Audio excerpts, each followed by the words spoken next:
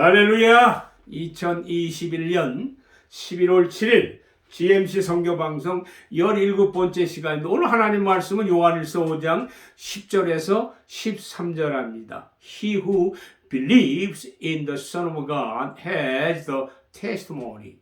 He who does not believe God has made himself a liar because he has not believed in the testimony that God has given concerning his Son. The testimony is that God gave to us eternal life, and this life is in his Son. He who has the Son has the life.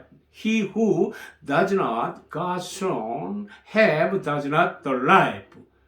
These things I have written to you who believe in the name of the Son of God, that may know that you have eternal life.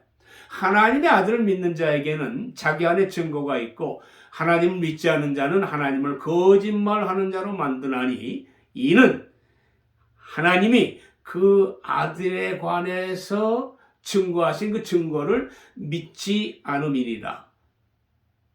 증거는 이것이니 하나님이 우리에게 영생을 주신 것과 이 생명이 그의 아들 안에 있는 것이니라. 아들이 있는 자는 생명이 있고 아들이 없는 자는 생명이 없느니라. 내가 하나님의 아들을 믿는 너희에게 이것을 쓴 것은 너희로 하여금 너희에게 영생이 있음을 알게 하려 함이니라. 제가 원래 10월 20일 출국하려고 했는데 이 방콕을 거쳐서 가려고 하는데 여러 가지 코로나 문제 때문에 그 출국을 하지 못하고 이제 내일 모레 11월 9일 여기에서 출국하면은 이제 11월 10일 한국에 도착합니다. 이번 그 한국 방문 목적은 그 71차 그 방글라데시 선교 사역을 위해서 출국합니다.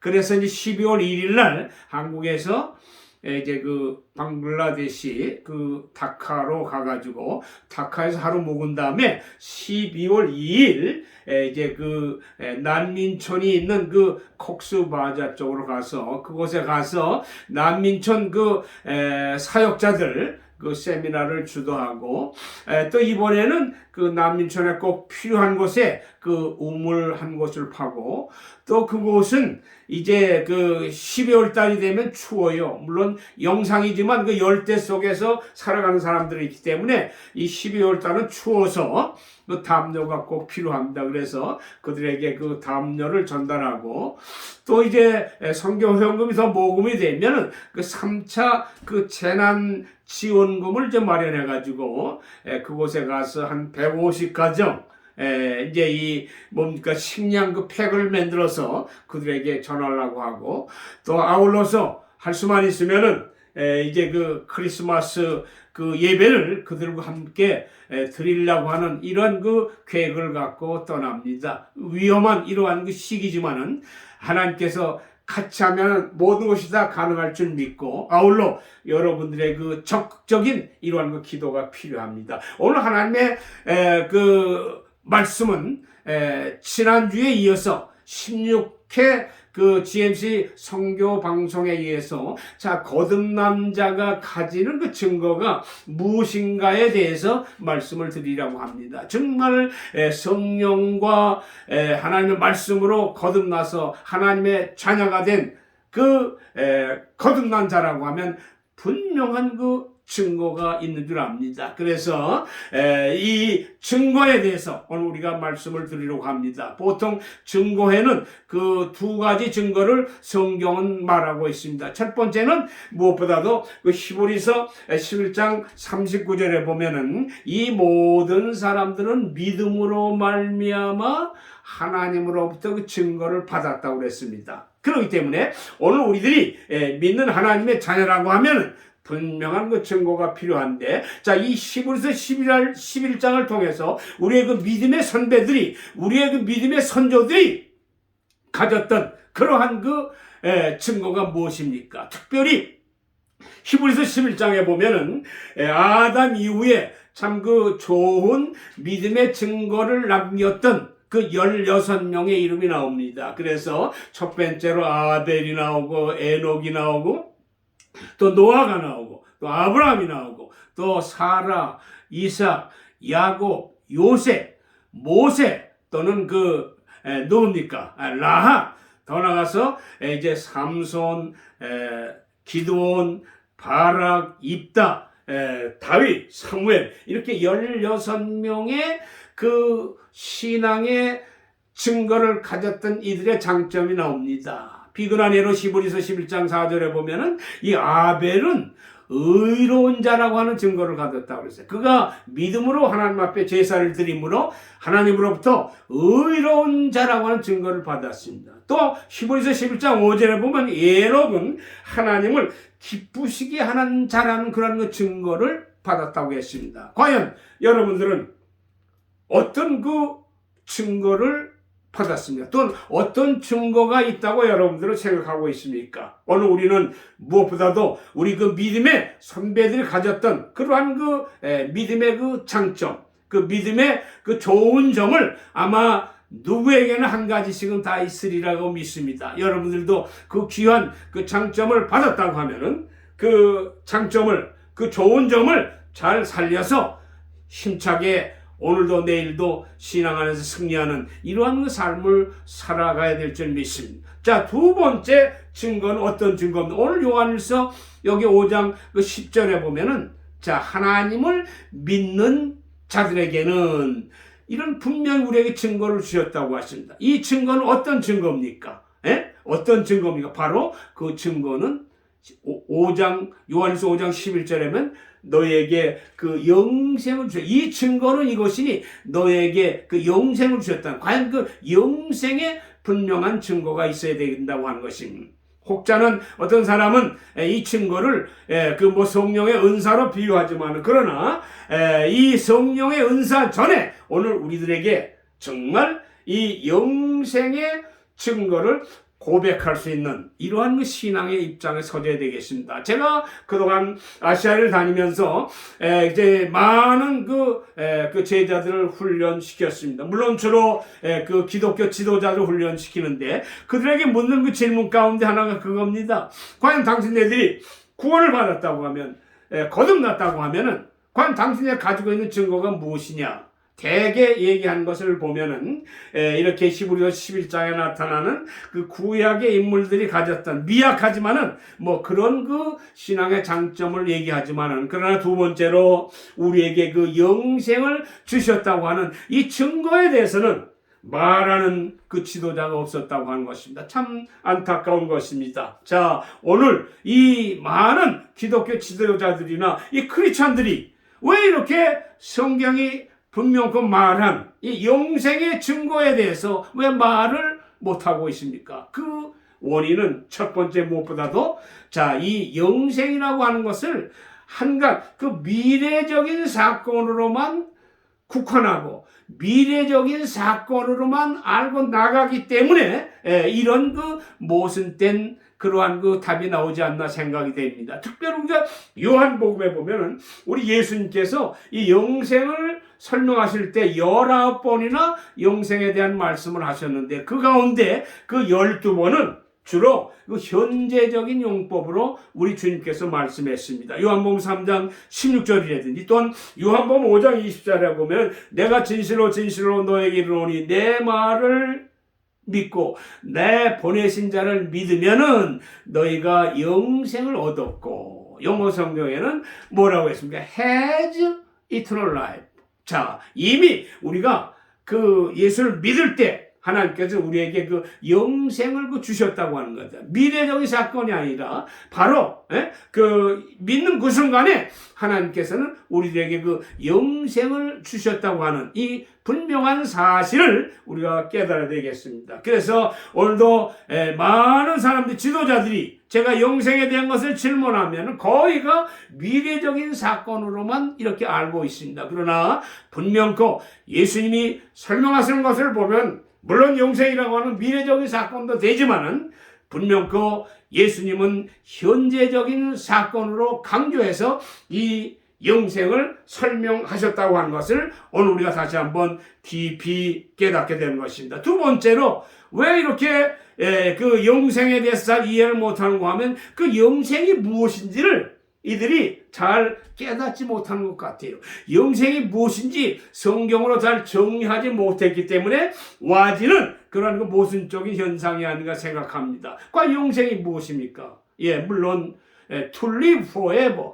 우리가 오래 사는 것도 영생입니다. 요한복음 6장 51절에 보면 정말 오래 사는 것도 영생이고, 또 영생은 요한복음 12장 50절에 보면 그의 명령, 예수님의 명령, 예수님의 그 계명이 곧 영생이라고 하는 것입니다. 그래서 오늘 우리가 신약 성경을 통해서 예수께서 우리에게 주신 여러 가지 커맨드, 여러 가지 그 명령이 많이 있는데 그 중에 우리가 둘을 꼽으라고 하면 첫 번째는 서로 사랑하라는 것 아니겠어요? 그래서 요한복음 13장 34절에서 35절에 보면 예수님께서 제자들에게 내가 너에게 새 계명을 주노니 서로 사랑하라고 하는 것입니다. 그렇기 때문에 자, 오늘 우리가 기독교에서 가장 강조하는 것이 과연 이 사랑 아닙니까? 그래서 이 사랑한다는 것, 이것이 과연 주님이 주신 그 명령 중에 하나입니다. 자, 그런데 우리가 사랑을 하되 어느 정도 그 사랑의 그 리미테이션, 사랑의 한계가 무엇입니까?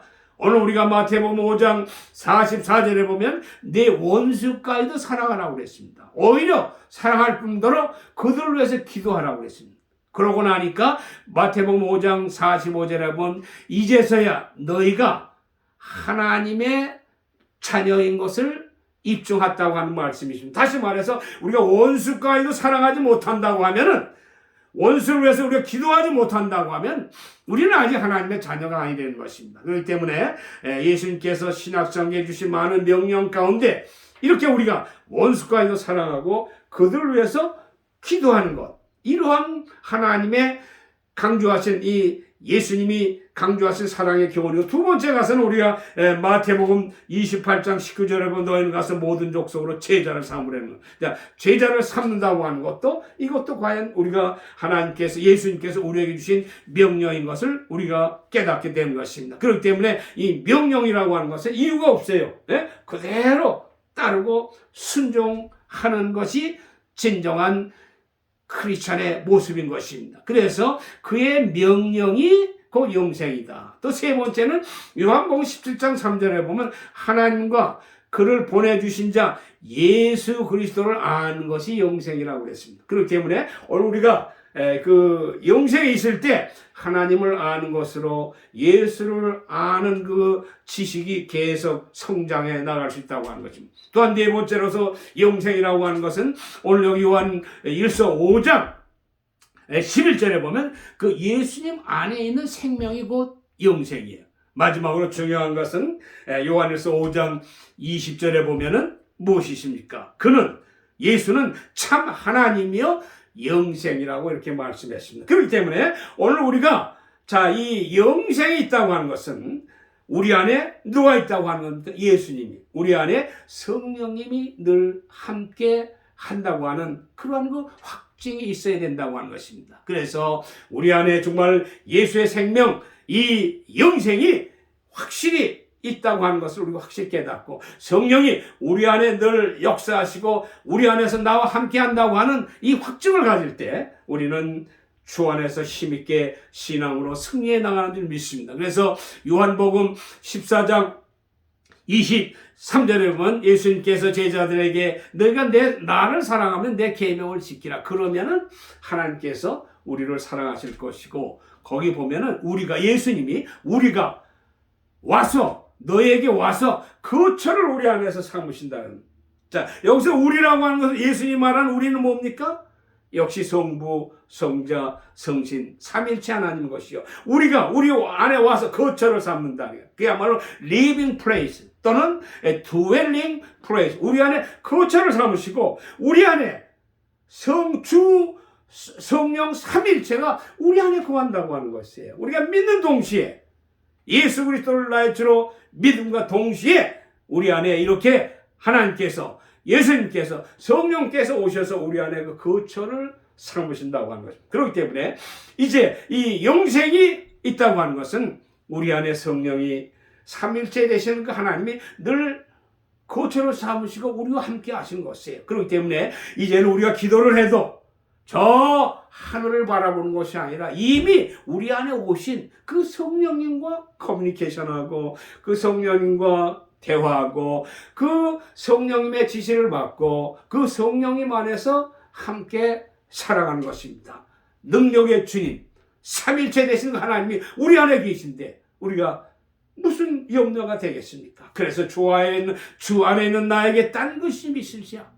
정말 우리는 주 안에서 우리 행복할 수 있고 우리는 주 안에서 이렇게 감사하며 은혜 가운데 살아갈 수 있는 줄 믿습니다. 그렇기 때문에 오늘 우리는 정말 많은 사람들이 그 영생을 자꾸 미래적 사건으로만 국한하는 것을 보면은 거기에 큰 모임. 그러나 현재적인 용법으로 예수님께서 말씀하신 이 말씀의 내면의 모든 것을 바라보면은 정말 우리가 좀 더 깊이 이해하고 우리 신앙의 삶이라고 하는 것은 막연한 것이 아니라 그야말로 우리 신앙의 삶은 그야말로 익스피어는 경험이에요. 체험이에요.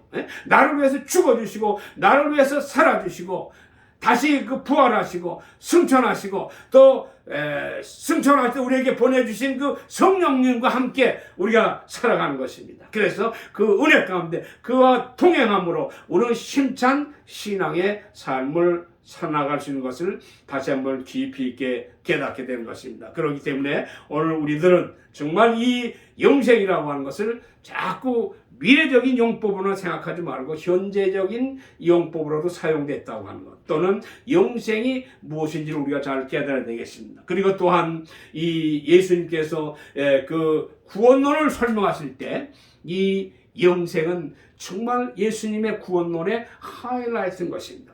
예수님께서 구원론을 말씀하실 때 세 가지 단계로 말씀하시죠. 첫 번째, 인간은 스스로 구원받을 수 없다고 하는 거예요. 왜? 인간은 죄인이기 때문에. 두 번째, 구원은 오로지 믿음으로만 되어진다고 하는 것입니다. 여기서 믿음으로 되어진다고 하는 것은 누구를 믿는 겁니까? 오로지 예수 그리스도를 믿는 것을 말합니다. 오늘 많은 기독교 지도자들 가운데 종교다원론을 주요하게 해가지고 다른 종교에도 구원이 있다고 하는 이러한 그 거짓된 주장을 하는 이들이 많습니다. 그야말로 이것은 비성서적인. 오늘 분명히 성경은 말씀합니다. 요한복음 14장 6절에 보면 나는 길이요 진리요 생명이니 너희가 나를 믿지 않고는 아버지께로 갈 자가 없다고 그랬습니까? 또한 사도행전 4장 12절에 보면 하나님께서 우리에게 해 아래 어떤 다른 구원을 얻을 만한 그 다른 이름을 주시지 않았다고 그랬습니다. 단지 예수 위에 다른 이름을 주시지 않았다고 그랬어요. 또 사도행전 16장 31절에 보면 주 예수를 믿으라. 그리하면 너와 네 집이 구원을 얻으리라고 했어요. 누구를 믿으라? 오로지 예수 그리스도를 믿을 때 우리가 구원을 얻는다고 하는 거예요. 또는 로마서 10장 9절에 보면 내가 내 입으로 예수를 주로 시인하고 하나님께서 예수를 죽은 자 가운데서 다시 살리신 것을 내 마음으로 믿으면 어떻게 된다? 구원을 얻는다고 그랬습니다. 그렇기 때문에 예수 그리스도의 십자가의 죽음과 부활을 믿을 때 우리는 구원을 얻을 수 있다고 하는. 그렇기 때문에 오늘 구원의 주체는 오로지 예수 그리스도라고 하는 것입니다. 누가 십자가에서 우리의 죄를 대속해서 죽으셨습니까? 예수 위에 그 누구도 우리를 위해서 죽어준 주가 없습니다. 또한 성경의 말씀이 이렇게 분명히 증거하고 있습니다. 그렇기 때문에 다른 종교에도 구원이 있다고 하는 이런 헛된 이러한 그 유혹에 들어가지 말고 오로지 예수 그리스도를 통해서만이 이 구원의 문제가 해결된다고 하는 것.